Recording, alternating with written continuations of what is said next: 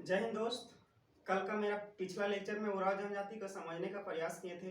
आज का मेरा टॉपिक मुंडा जनजाति है। मुंडा जनजाति को हम लोग पूरा बारीकी से समझने का प्रयास करेंगे। मुंडा जनजाति झारखंड की जनसंख्या की दृष्टि से 2011 की जनसंख्या की दृष्टि से यह झारखंड का तीसरा सबसे बड़ी जनजाति है। झारखंड का कितना बड़ा सबसे बड़ी जनजाति है? झारखंड का तीसरा सबसे बड़ी जनजाति है। 2011 की जनगणना के अनुसार झारखंड का कुल जनजाति जनसंख्या का 14.56 मुंडा जनजाति पाया जाता है। कितना पाया जाता है? 14.56% मुंडा जनजाति पाया जाता है। ठीक है।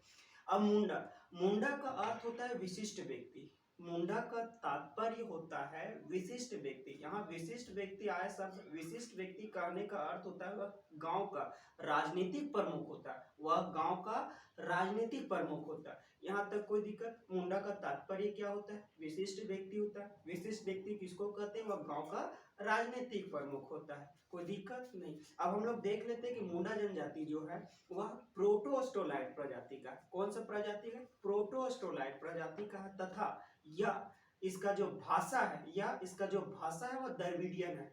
क्या भाषा है?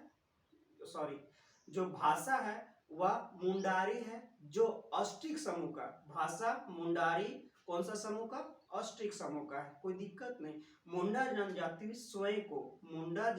स्वयं को हुडुक के नाम से पुकारता है। किस नाम से जाना जाता है? स्वयं को हुडुक बोलता है। यहाँ तक कोई दिक्कत नहीं। अब हम लोग देखने का प्रयास करेंगे कि झारखंड में मुंडा जनजाति आगमन करने से पूर्व कहाँ पे निवास करता था। तो ऐसा माना जाता है कि मुंडा जनजाति जो है झारखंड में आगमन करने से पूर्व या तिब्बत के पठार में निवास करता था। कहाँ पे निवास करता था? तिब्बत के पठार में निवास करता था। धीरे धीरे झारखंड में इसका आगमन हुआ। कुछ अन्य विद्वानकारों तथा अन्य इतिहासकारों का मानना है कि अन्य स्रोतों के मानना है कि जो मुंडा जनजाति है वह झारखंड में आगमन करने से पूर्व दक्षिण भारत में निवास करता था। वहां से मध्य प्रदेश होते होते झारखंड में आगमन किया। कुछ और लोग विद्वानकार मानते हैं कि जब झारखंड में मुंडा जनजाति का आगमन हो रहा था तो जिसमें झारखंड में जो आदिवासी जो निवास करते थे, जैसे असुर लोग जो निवास करते थे, उन लोग पास कठोर क्या संघर्ष करने के बाद झारखंड में मुंडा जनजाति का आगमन हुआ। एक लाइन में क्वेश्चन कि झारखंड में आगमन करने से पूर्व मुंडा जनजाति कहाँ पे निवास करता था? तिब्बत के पठार में निवास करता था। यहाँ तक कोई दिक्कत नहीं। अब अभी वर्तमान समय में देखने का प्रयास करते हैं कि मुंडा जनजाति झारखंड में वर्तमान समय में सबसे अधिक इसका विस्तार किस क्षेत्र में? झारखंड तो 24 जिला है, लेकिन इसमें अभी वर्तमान समय में इसका अधिक विस्तार किस क्षेत्र में देखने का प्रयास करेंगे। वर्तमान समय में जो झारखंड में है मुंडा जनजाति अत्यधिक 90% रांची में ही पाया जाता है। कितना परसेंट पाया जाता है? 90% रांची में ही पाया जाता है। रांची के क्षेत्र के अगल बगल में भी पाया जाता है, जैसे खूंटी में पाया जाता है, लोहरदगा में पाया जाता है, गुमला में पाया जाता है, पूर्वी सिंहभूम में भी पाया जाता है तथा पश्चिमी सिंहभूम में भी इसका सर्वाधिक विस्तार पाया जाता है। यहाँ तक कोई दिक्कत? वर्तमान समय में भी इसका सर्वाधिक संकेंद्रण, एक लाइन में क्वेश्चन, वर्तमान समय में इसका सर्वाधिक संकेंद्रण कहाँ है? रांची में। यहाँ तक कोई दिक्कत? हम लोग देख लिए यहाँ तक। अब देख लेते हैं कि मुंडा जनजाति अभी वर्तमान समय में मुंडा जनजाति एकमात्र ऐसा जनजाति है, सिर्फ और सिर्फ मुंडा जनजाति झारखंड का एकमात्र ऐसा भी जनजाति जो सिर्फ और सिर्फ झारखंड में ही पाया जाता है। कहाँ पे पाया जाता है? झारखंड में पाया जाता है। ठीक है। अब रिजले के अनुसार एक इतिहास विद्वानकार रिजले ने अनुसार मुंडा जनजाति में कुल गोत्र, मतलब गोत्र को मुंडा जनजाति में गोत्र को किल्ली बोलते हैं। गोत्र को क्या बोलते हैं? किल्ली बोलते हैं। मुंडा जनजाति में गोत्र को किल्ली बोलते हैं। कुल किल्ली की संख्या 340, अर्थात कुल गोत्रों की संख्या 340। गोत्र किसको कहते हैं? पिछले लेक्चर में भी हम समझाने का प्रयास किए थे, इस लेक्चर में भी गोत्र को समझाने के प्रयास करते हैं। मतलब कास्ट एक है, जाति एक ही है, लेकिन उसका वर्गीकरण बहुत उप शाखाएं बहुत है। जैसे हम समझाने का प्रयास करते हैं, जैसे मुसलमान हो गया तो मुसलमान में क्या हो गया? अंसारी होता है, सिख अंसारी होता है, खान होता है, मियाँ होता है। उसी प्रकार मुंडा जनजाति में गोत्रों की संख्या कितना है? 340 है। यहाँ तक हम लोग पूरा बेसिक समझने का प्रयास करें। इससे एक क्वेश्चन पूछता है कि गोत्रों को क्या बोलते हैं? किली बोलते हैं, गोत्र को क्या बोलते हैं, किली बोलते हैं। तथा मुंडा जनजाति में जो परिवार होता है उसको क्या बोलते हैं, खुट्टी बोलते हैं। परिवार को क्या बोलते हैं, खुट्टी। एक लाइन का सवाल, परिवार को क्या बोलते हैं, खुट्टी बोलते हैं। गोत्र को क्या बोलते हैं, किली बोलते हैं। यहाँ तक को समझने का प्रयास हम लोग पूरा बारीकी से इसका भी बेसिक समझने का प्रयास किए। आप अपने लोग इसका स्क्रीनशॉट ले लीजिए, उसके बाद इसका मिटा करके आगे का लेक्चर लेते हैं।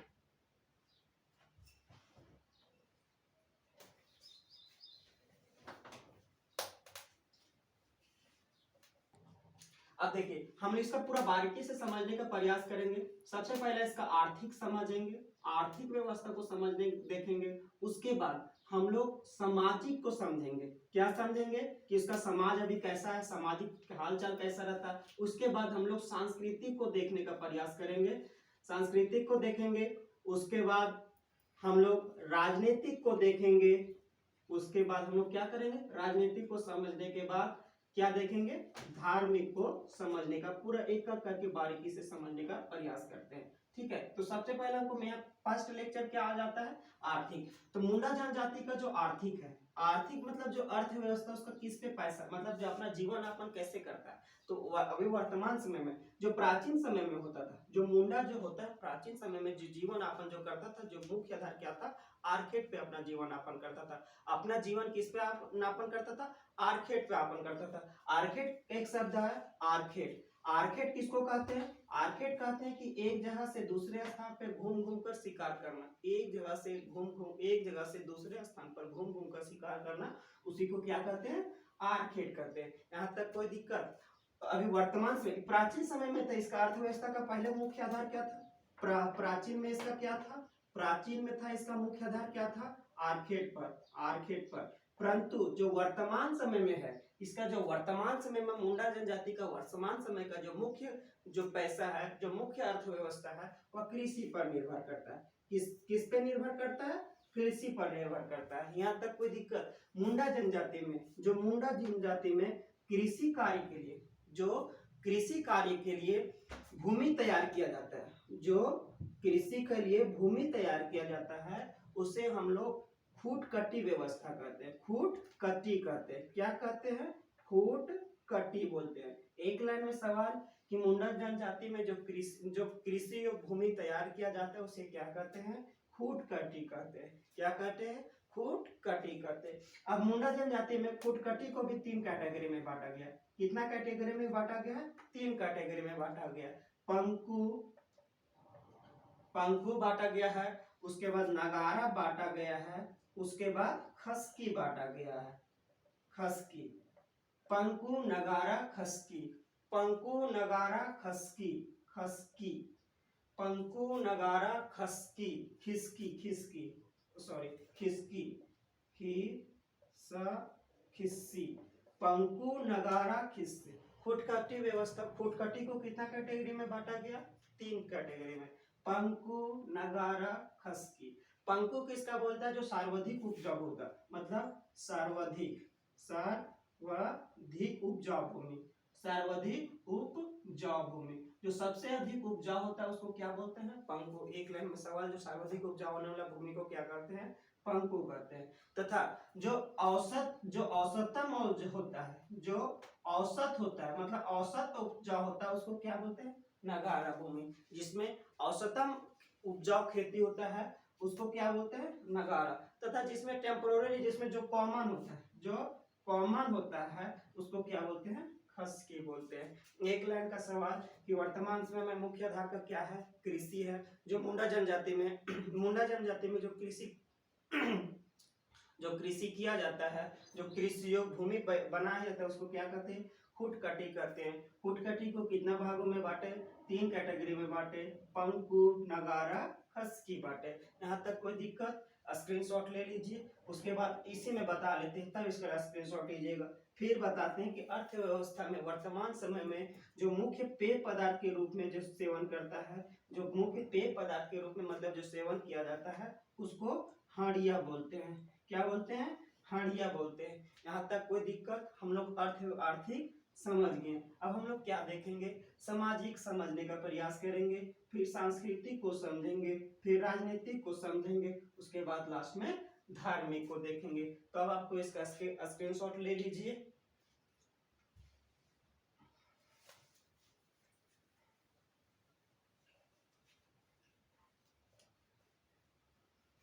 अब हम लोग इसका समझने का प्रयास करते हैं, सामाजिक, जो सामाजिक समझने का प्रयास करते हैं। ठीक है, सामाजिक, सामाजिक जो मुंडा जनजाति में जो समाज है वह भी पितृसत्तात्मक है। क्या है? पितृसत्तात्मक है। क्या है? पितृसत्तात्मक। क्या है? पितृसत्तात्मक है। पितृसत्तात्मक कहने का अर्थ होता है वह पुरुष प्रधान क्षेत्र है, अर्थात क्या है? पुरुष प्रधान है। क्या है? पुरुष प्रधान है। एक लाइन में सवाल कि मुंडा जनजाति का समाज कैसा है? पितृसत्तात्मक है। कैसा है? पितृसत्तात्मक है। उसके बाद पितृसत्तात्मक किसको कहते हैं? जिसका समाज कैसे चलता है? पुरुष प्रधान होता है।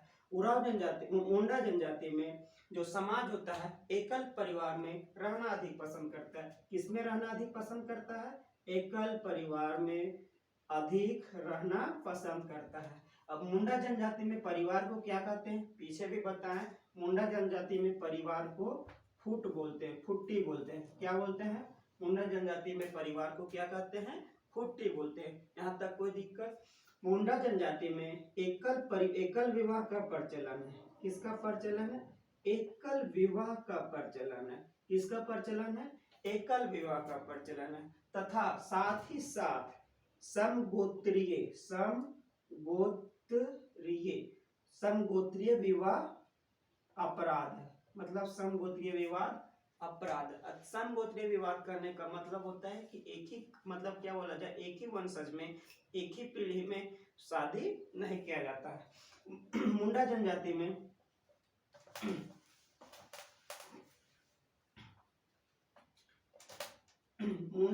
में जो विवाह होता है, विवाह को हम लोग आरंडी बोलते हैं। विवाह को क्या बोलते हैं? आरंडी। विवाह को क्या बोलते हैं? आरंडी। विवाह को क्या बोलते हैं? आरंडी बोलते हैं। विवाह को क्या बोलते हैं? एक लाइन का सवाल, मुंडा जनजाति में विवाह को क्या बोलते हैं? आरंडी बोलते हैं। उसके बाद मुंडा जनजाति में जो आरंडी होता है, जो सबसे प्रसिद्ध विवाह होता है, उसको आंधी आरंडी बोलते हैं। क्या बोलते हैं? आंधी आरंडी। आरंडी आरंडी आरंडी आंधी आरंडी। इसको क्या कहते हैं? आंधी आरंडी किसको कहते हैं? जिसमें माता पिता का सहमति होता है। किसका सहमति होता है? जिसमें माता पिता का सहमति होता है, उसे क्या कहते हैं? आरंडी बोलते हैं। इसके अलावा मुंडा जनजाति में हट विवाह, राजी खुशी विवाह तथा सेवा विवाह तथा विधवा विवाह का भी प्रचलन है। विधवा विवाह को मुंडा जनजाति में सगाई के नाम से जाना जाता है। क्या नाम से जाना जाता है? सगाई करते हैं। मुंडा जनजाति में विधवा विवाह को क्या कहते हैं? सगाई करते हैं। अब पहला सवाल आया कि हट विवाह किसको कहते हैं? आंधी विवाह तो समझ में आ गया। आंधी विवाह किसको कहते हैं? जिसमें माता तथा पिता की पूर्ण सहमति से जो विवाह कराया जाता है उसको क्या कहते हैं? आंधी विवाह कहते हैं। तथा जो हट विवाह किसको कहते हैं? सपोज दैट कोई लड़का है, ठीक है, कोई एक लड़का है, कोई लड़की है, लड़का को लड़की पसंद नहीं है, लड़का को लड़की पसंद नहीं है, तथा लड़की को लड़का पसंद है, लड़की को लड़का पसंद है, लेकिन लड़का पसंद नहीं करता है। लेकिन लड़की जो है कि लड़का से शादी करने के लिए पूरा कोशिश करता है, और वह जबरदस्ती, जो लड़की होता है वह लड़का के घर में जाकर के जबरदस्ती निवास कर जाता है, मतलब जबरदस्ती उसके घर में चल जाता है, तथा वहां पे लड़का के माता तथा पिता को क्या बोला जाए, उसको माता और तथा पिता को सेवा करता है तथा उस लड़का से अपना शादी रचाता है, उसी को क्या कहते हैं? हठ विवाह। एक लाइन में हठ विवाह किसको कहते हैं? कि लड़की लड़का की जोर जबरदस्ती करके शादी करना, उसी को क्या कहते हैं? हठ विवाह कहते हैं। दूसरा आया मेरा राजी खुशी विवाह। राजी खुशी किसके कहते हैं? जिसमें लड़का तथा लड़की दोनों पूर्ण रूप से सहमति होता है, उसे इनको क्या कहते हैं? राजी खुशी विवाह कहते हैं। किसको कहते हैं? जिसमें लड़का तथा लड़की दोनों पूर्ण रूप से सहमति होता है, जिसमें मतलब इसमें मैरिज है, इसको उसी को बोलते हैं लव मैरिज। राजी को हम राजी, तू राजी, दुनिया क्या करे राजी, इसी को। तथा जो तीसरा विवाह है उसको सेवा विवाह कहते हैं। क्या कहते हैं? सेवा विवाह। सेवा विवाह किसको कहते हैं? जिसमें कि लड़का द्वारा लड़की को जो वधु मूल्य चुकाया जाता है। तो मुंडा जनजाति में एक यहाँ अलग क्वेश्चन सवाल बना कि मुंडा जनजाति में जो वधु मूल्य चुकाया जाता है, जो वधु मूल्य दिया जाता है उसको टाका गोनन कहते हैं। टाका गोनोन कहते हैं। मुंडा जनजाति में जो वधु मूल्य दिया जाता है उसे क्या कहते हैं? टाका गोनोन कहा जाता है। तो सेवा विभाग का एक लाइन में यहाँ सवाल बनता है कि मुंडा जनजाति में जो वधु मूल्य के रूप में जो पैसा दिया जाता है उसको क्या कहते हैं? टाका गोनन कहा जाता है। कोई दिक्कत? अब देखिए सेवा विवाह हम समझा रहे थे, तो जो लड़का द्वारा लड़की को वधु मूल्य देने के लिए सक्षम नहीं होता, लड़का द्वारा लड़की को टाका गोनन वधु मूल्य देने के लिए सक्षम नहीं होता है, तो वैसी परिस्थिति में लड़का क्या करता है कि लड़की के घर जाकर के लड़की को लड़की के माता पिता को सहयोग करता है, मतलब सेवा करता है, जिससे लड़की का माता पिता क्या होता है? खुश हो जाता है। खुश होने के बाद जो अपना विवाह होता है वो अपना बेटी को उस लड़का के साथ विवाह करा देता है, उसी को क्या कहते हैं? सेवा विवाह कहते हैं। उसके बाद विधवा विवाह किसको कहते हैं? तो सब जानता ही होगा। विधवा विवाह कहते हैं जिसका पति डेथ कर जाता है, उस विवाह को क्या कहते हैं? विधवा विवाह कहते हैं। लेकिन मुंडा जनजाति में विधवा विवाह को क्या कहते हैं? सगाई कहते हैं। एक लाइन में सामाजिक समझ में आया। सामाजिक कैसा है कि मुंडा जनजाति में समाज कैसा है? पितृसत्तात्मक है। उसके बाद एकल परिवार में रहना अधिक पसंद करता है। समगोत्रीय विवाद अपमानद है, एक ही विवाह करेगा। यदि कुछ परिस्थिति आ जाए तो वैसी परिस्थिति में एक से ज्यादा दूसरे शादी कर सकता है, यहाँ तक कोई दिक्कत। उसके बाद हम लोग क्या देखें कि एकल परिवार को मुंडा जनजाति में परिवार को क्या कहते हैं?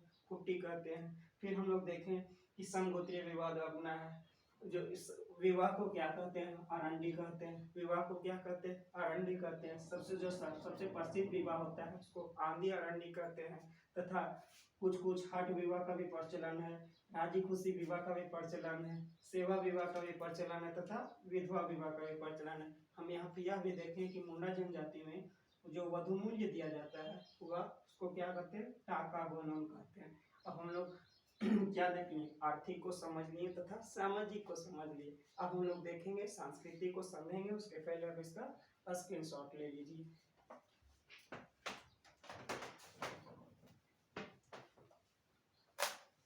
अब हम लोग यहाँ समझने का प्रयास करते हैं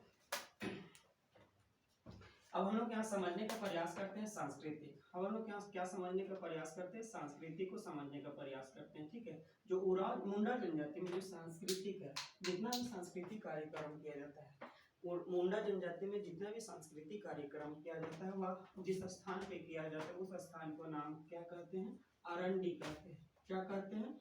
आरंडी कहते हैं। जिस स्थान पे आरंडी कहते मुंडा सांस्कृतिक कार्यक्रम जहाँ पे कार्य किया जाता है, मुंडा जनजाति में जहाँ पे सांस्कृतिक कार्यक्रम किया जाता है, जैसे नाच गान डांस, जैसे ऑर्केस्ट्रा लगता है, जिस स्थान पे लगा जाता है उसको क्या बोलते हैं? अखाड़ा बोलते हैं। जहाँ पे सांस्कृतिक कार्यक्रम किया जाता है उसको क्या बोलते हैं? अखाड़ा बोले जाते हैं। मुंडा जनजाति में जो युवक तथा युवतियों के लिए जो स्कूल होता है, जो प्रशिक्षण केंद्र होता है मुंडा जनजाति में, उससे मतलब प्रशिक्षण केंद्र मतलब स्कूल को हम लोग गित्ती ओडा के नाम से जाने, गित्ती ओडा के नाम से जानते हैं। मुंडा जनजाति में एक लाइन में सवाल, मुंडा जनजाति में स्कूल को क्या बोलते हैं? गित्ती ओडा बोलते हैं। फिर हम लोग देखते हैं कि मुंडा जनजाति में गित्ती ओडा किसको बोलते हैं? प्रशिक्षण केंद्र को बोलते हैं। फिर हम लोग देखते हैं कि मुंडा जनजाति में जो समाज होता है, मुंडा जनजाति में जो वस्त्र धारण करता है, ठीक है, जो वस्त्र धारण करता है, जो पुरुष वस्त्र धारण करता है, ठीक है, जो पुरुष वस्त्र धारण करता है उसे हम बटाई बोलते हैं, बटाई या तो केरिया बोलते हैं, बटाई या तो केरिया बोलते हैं, ठीक है। जो पुरुष वस्त्र धारण करता है उसको हम क्या बोलते हैं, बटाई बोलते हैं। पुरुष वस्त्र धारण करता है उसको हम क्या बोलते हैं, बटाई कहते हैं। तथा महिला जो वस्त्र धारण करता है, जो महिला वस्त्र धारण करता है उसको पेरिया कहते हैं, पेरिया कहते हैं।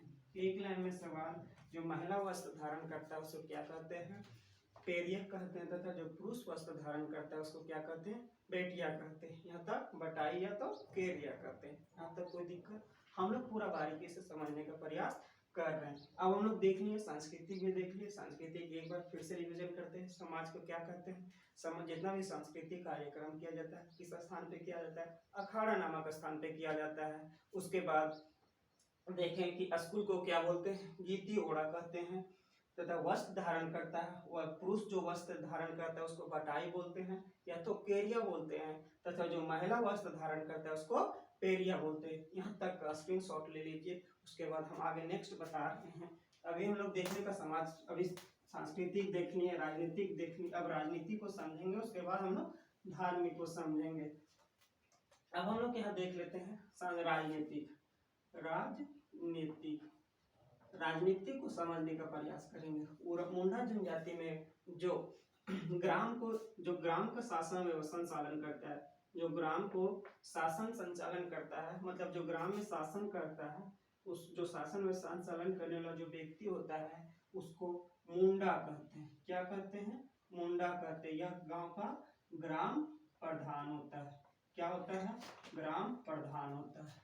गांव का प्रधान को क्या कहते हैं, गांव के प्रधान को क्या कहते हैं, मुंडा कहते हैं। एक लाइन में सवाल कि मुंडा जनजाति में ग्राम को प्रधान को क्या कहते हैं, मुंडा कहते हैं।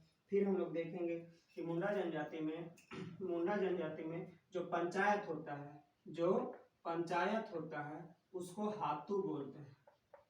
क्या बोलते हैं, पंचायत को हातू बोलते हैं। पंचायत को क्या बोलते हैं, हातू बोलते हैं। इसका जो प्रधान होता है उसको हातू मुंडा कहते हैं। क्या कहते हैं, हातू मुंडा कहते हैं। क्या कहते हैं, हातू मुंडा कहते हैं। पंचायत को क्या बोलते हैं, हातू। एक लाइन में सवाल, मुंडा जनजाति में पंचायत को क्या बोलते हैं, हातू बोलते हैं। तथा इसका जो प्रमुख होता है उसको क्या बोलते हैं, हातू मुंडा कहते हैं। फिर हम लोग देखते हैं कि कई गांवों को मिला करके जो पंचायत का गठन किया जाता है उसको पेंचेरा, उसको क्या बोलते हैं, बारहा या तो बारहा या तो पारहा कहते हैं। क्या बोलते हैं, इसका जो प्रधान को होता है, पंचायत को प्रधान को, कई गांव को मिला करके एक स्थान पर जहाँ गठन किया जाता है, सामूहिक बैठक किया जाता है, उसको क्या कहते हैं, बारहा कहते हैं। यहाँ तक कोई दिक्कत, हम लोग यहाँ से समझने का पूरा एक करके समझने का पूरा प्रयास कर रहे हैं। हम लोग राजनीतिक भी देख लिए तथा इसी में कुछ जो धार्मिक होता है उसको हम लोग समझने का प्रयास करते हैं। जो धार्मिक होता है समझाने का प्रयास करते हैं। इसी में धार्मिक हम लोग देख लेते हैं। 1 मिनट, इसको स्क्रीनशॉट कर लीजिए, उसके बाद हम धार्मिक को समझाने का प्रयास करते हैं। 1 मिनट।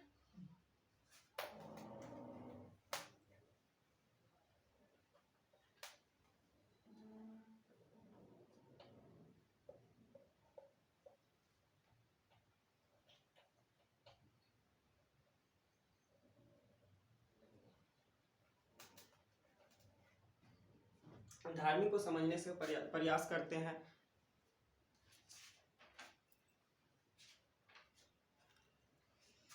देखिए, जो धार्मिक होता है, हम लोग धार्मिक देखते हैं, धार्मिक को समझने का प्रयास करते हैं, ठीक है। जो देखिए, इसका जो धार्मिक प्रधान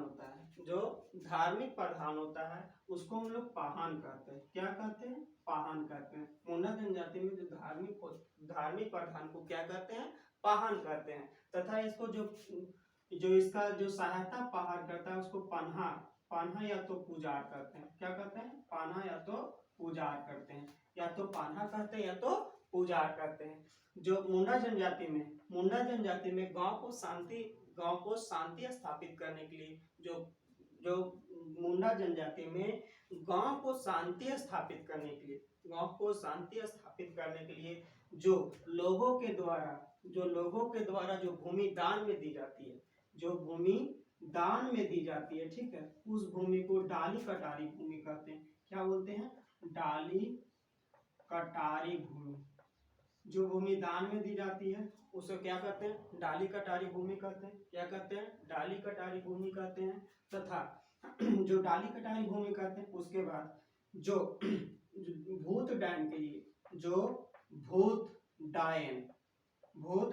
लिए जो भूमि दिया जाता है उसके भूत खेत बोलते हैं। क्या बोलते हैं? भूत खेत बोलते हैं। क्या बोलते हैं? भूत खेत बोलते हैं। एक लाइन में सवाल कि जो भूमि दान में जाता है, जो गांव को सेवा स्थापित करने के लिए जो भूमि दिया जाता है उसको क्या बोलते हैं? डाली कटारी भूमि बोलते हैं। तथा जो भूत को हटाने के लिए जो भूमि दिया जाता है उसको डाली कटारी भूमि कहा जाता है, भूत खेत कहा जाता है। जो हम लोग अभी आगे देख लेते हैं धार्मिक प्रधान को धार्मिक देखना बाकी था। जो सर्वोच्च मुंडा जनजाति में जो सर्वोच्च देवता होता है उसको सिंह बोंगा कहते हैं। सर्वोच्च देवता जो होता है उसको सिंह बोंगा कहते हैं। इसको सूर्य के समान दिया गया। किसके समान दिया गया? सूर्य के समान दिया गया। तथा जो दूसरा सर्वोच्च देवता होता है उसको मरांग गुरु कहते हैं। क्या कहते हैं? मरांग गुरु कहते हैं। मरांग गुरु किसको कहते हैं? इसको किससे सम्मानित किया गया? पहाड़ देवता के साथ सम्मानित किया गया। पहाड़ देवता को क्या बोलते हैं? मरांग गुरु। सर्वोच्च देवता को क्या बोलते हैं? सिंह बोलता है। जो ग्राम देवता होता है, जो गांव का देवता होता है उसको हाथू बोंगा कहते हैं। क्या बोलते हैं? हाथू बोंगा कहते हैं। जो ग्राम देवता होता है उसको हाथू बोंगा कहते हैं। जो ग्राम देवता होता है उसे हाथू कहता है। एक लाइन में सर्वोच्च देवता सिंह बोंगा, दूसरा सर्वोच्च देवता मरांग गुरु, ग्राम देवता हाथू बोंगा, जो कुल देवता होता है उसको ओड़ो बोंगा कहते हैं, आड़ो बोंगा कहते हैं। आड़ो बोंगा किसको? कुल देवता को आड़ो बोंगा, कुल देवता को आड़ो बोंगा। यहाँ तक कोई दिक्कत? उसके बाद जो गांव का सबसे बूढ़ी होती है, जो गांव की सबसे बूढ़ी होती है उसको देशअली बोलते हैं। देश उली बोलते हैं। क्या बोलते हैं? जो गांव की सबसे बूढ़ी व्यक्ति होती है उसको क्या बोलते हैं? देश उली बोलते हैं। तथा जल देवता मतलब जो पानी देवता को उसको हम लोग इकीर बोंगा कहते हैं। क्या बोलते हैं?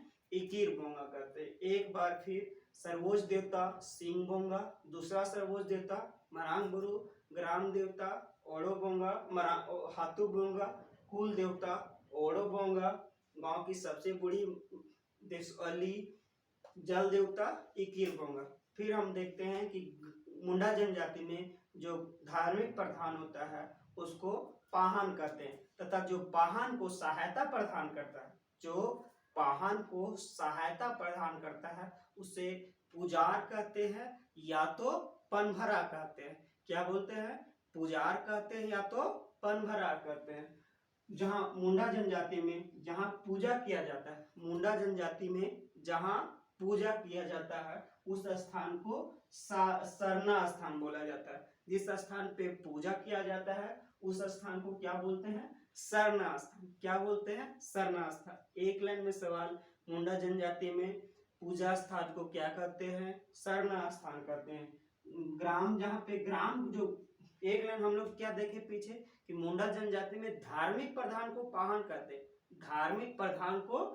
करते हैं, लेकिन जो ग्राम की पुजारी तो जो ग्रामीण पुजारी होता है उसे देहुरी बोलते हैं। क्या बोलते हैं? देहुरी। जो ग्रामीण प्रधान होता है उसे देहुरी बोलते हैं। यहाँ तक कोई दिक्कत? जो ग्रामीण प्रधान होता है उसे देहुरी बोलते हैं। जहां मुंडा जनजाति में जहां मरने के बाद जहां बॉडी दफनाया जाता है उसे शासन कहते हैं। कोई दिक्कत? अब मेरा यहाँ टॉपिक मुंडा जनजाति में यहाँ का इम्पोर्टेंट टॉपिक खत्म हो गया। अब जो बच गया जैसे कला संस्कृति नृत्य गान जो जैसे मुंडा जनजाति में कौन सा त्योहार का है उसको अलग से बारीकी से समझने का प्रयास करेंगे। आज का टॉपिक और जो मेरा नेक्स्ट टॉपिक होगा वह हो जनजाति पे होगा। किस पे होगा? हो जनजाति पे होगा। जय हिंद।